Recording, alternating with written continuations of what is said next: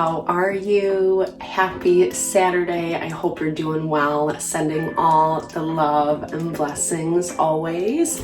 Thank you for joining me. My name is Deborah. This is Purusha Intuitive, and we are doing our morning messages reading. So with that, let's get started. I'm gonna light a little Palo Santo, clear the energy, clear the vibes. We just made it through our first week of Mercury retrograde. Hopefully it hasn't been too destructive for you. If it has though, this is a great space to start your day. I love pulling a few cards, setting the tone, especially when I just wake up feeling kind of heavy or depressed or just like out of sorts. You know, this really kind of helps set the tone.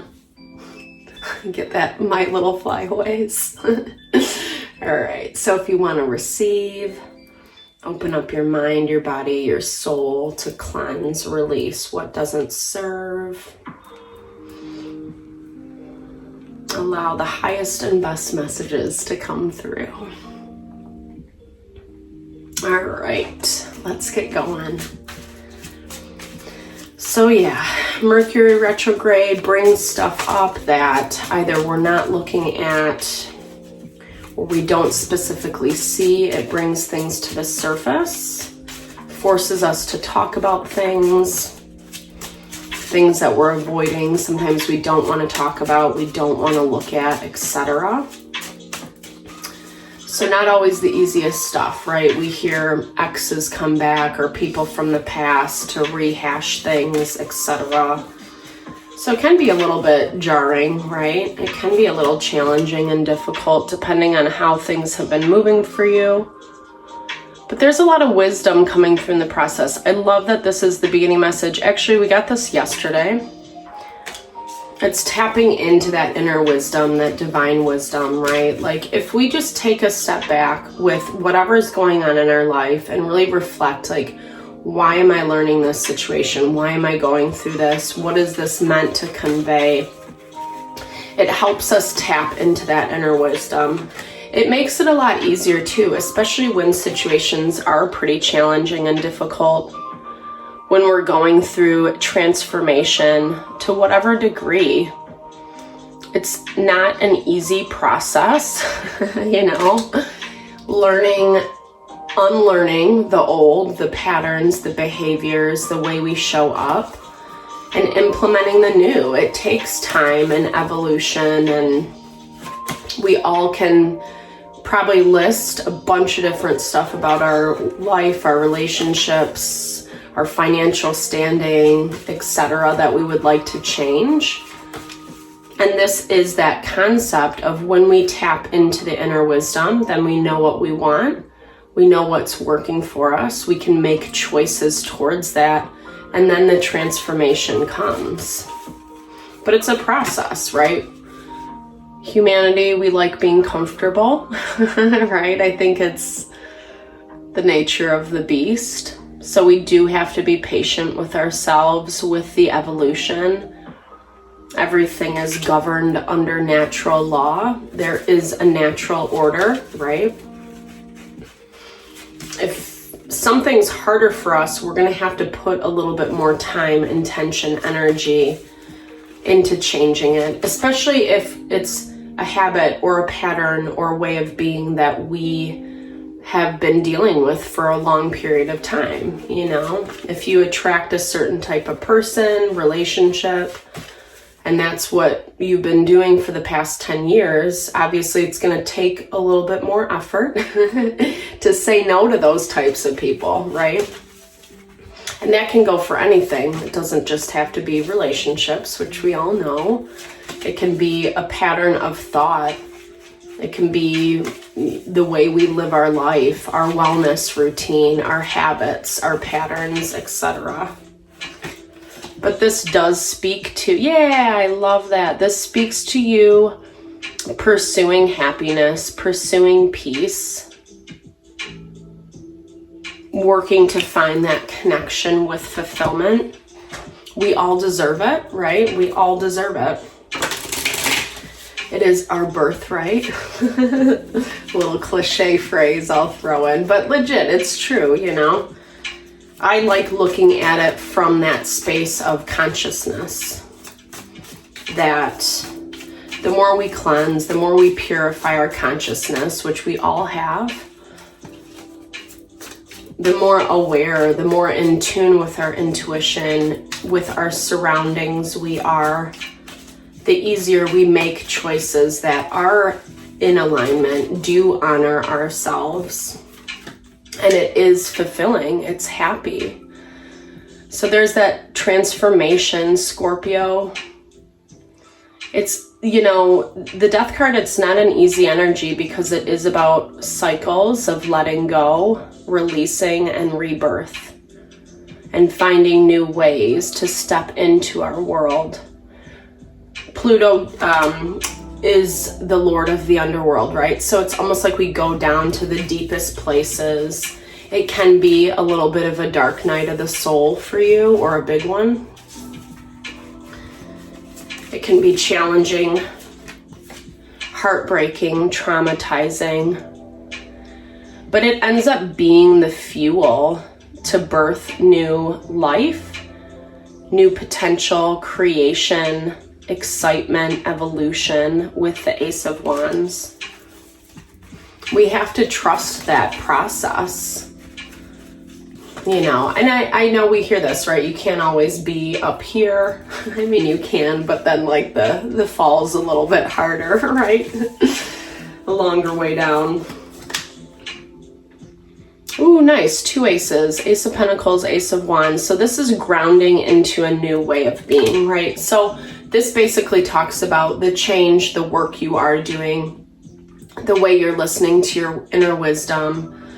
It's bringing that change that you've been longing for. We're getting double confirmation on the transformation. We're getting double confirmation on the new beginnings.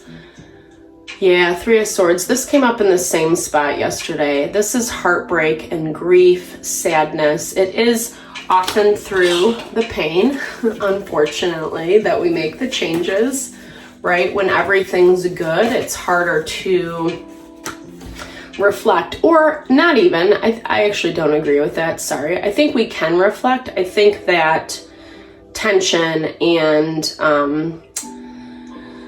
conflict bring a different kind of change.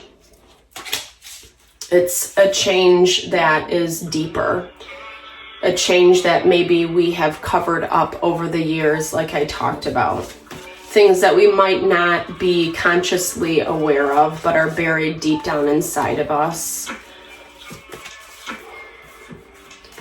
It's hard. I think that there's a lot going on with relationships for us right now. We're watching, waiting to see how everything falls into place. 7 of Pentacles is that waiting vibe. There's Mercury with the 7 of Pentacles.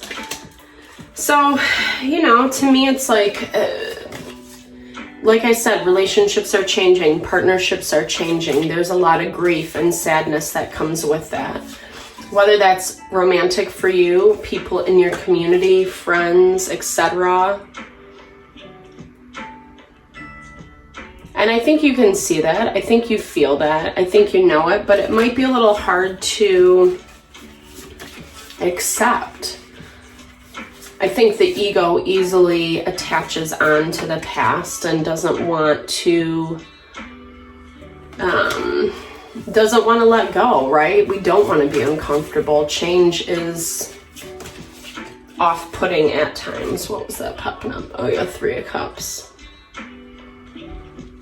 So you might be having someone who's trying to repair things.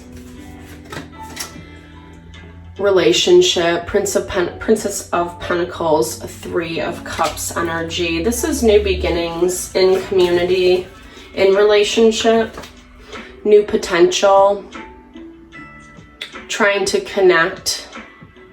I hear this is like someone or a situation trying to revive something. You're kind of at a place where it's like it's been a lot.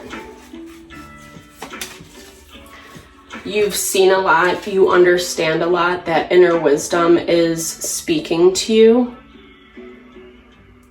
Whether this is a person or specific situation you're dealing with, it hasn't been above board. It's someone who's kind of been hiding behind the scenes or hiding their true intentions, not communicating, kind of leaving things elusive, left for you to figure it out, so to speak.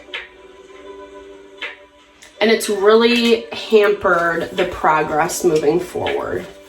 Like it's making, I don't know, it feels like it's just made things really, really stagnant. Yeah, there's a lot of defensive energy, the inability to create, to come together.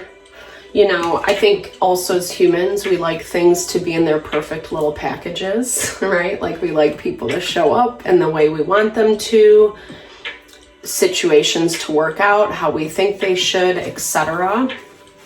And sometimes that happens, and a lot of times it doesn't, you know, not to be a Debbie Downer by any means, but just true, right? I think it's the beauty and the magic of life.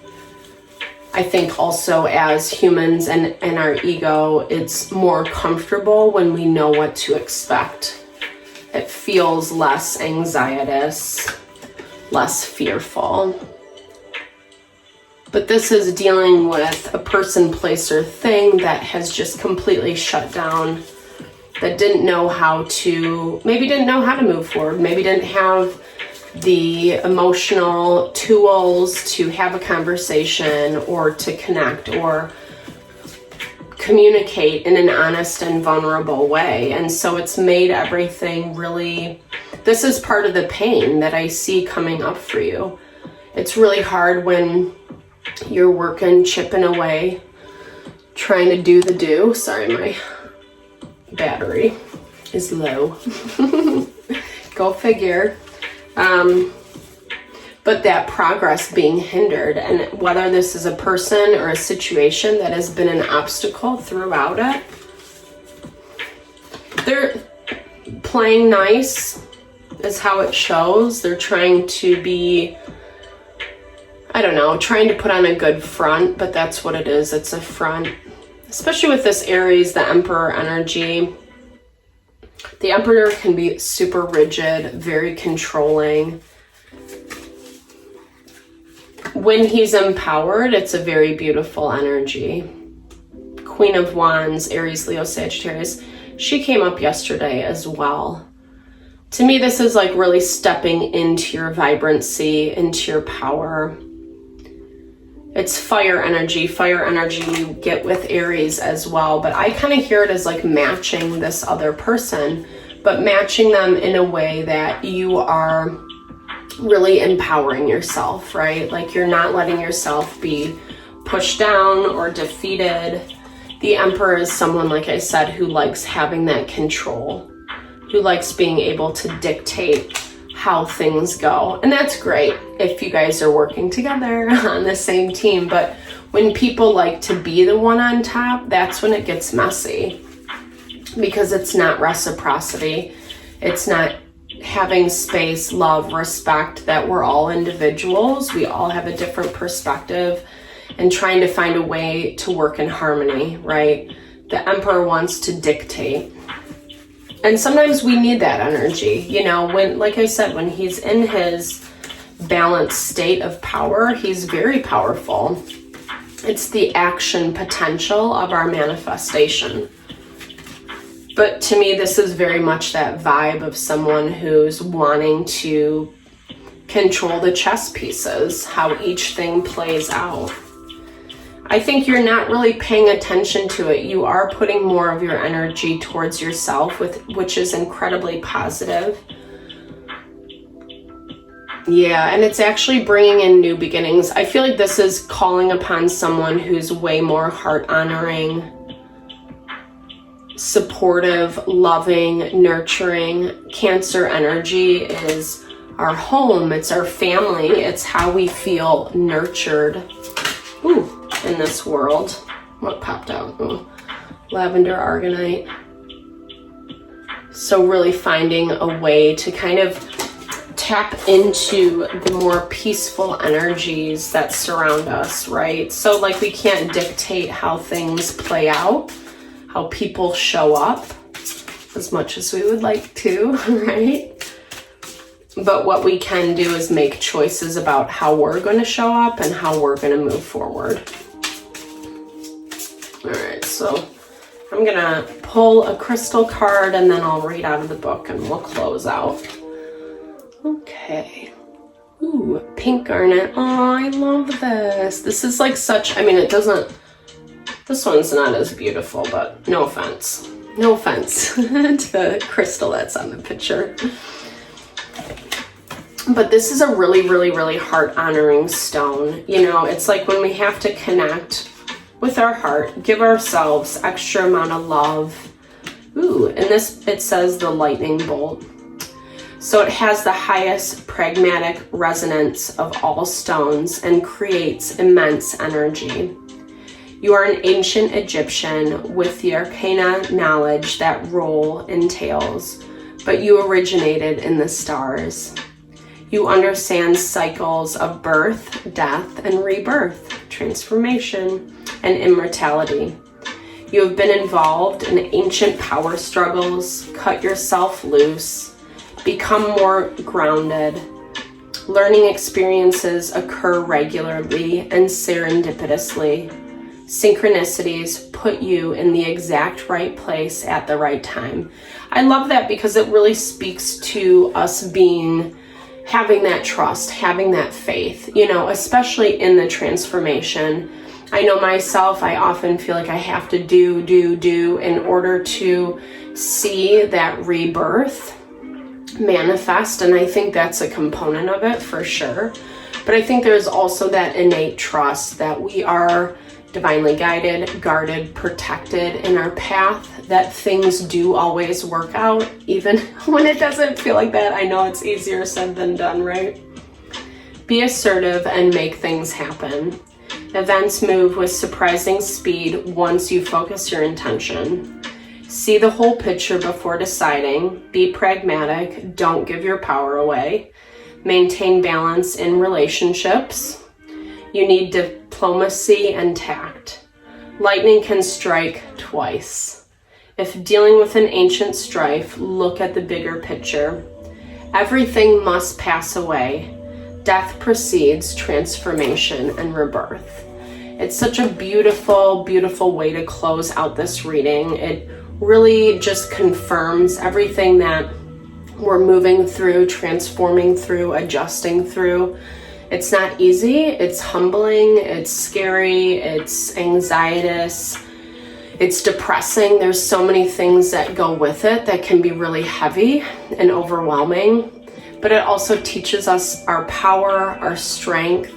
It forces us to overcome. And then when we do get to the other side, we have this beautiful new life that brings us happiness and fulfillment.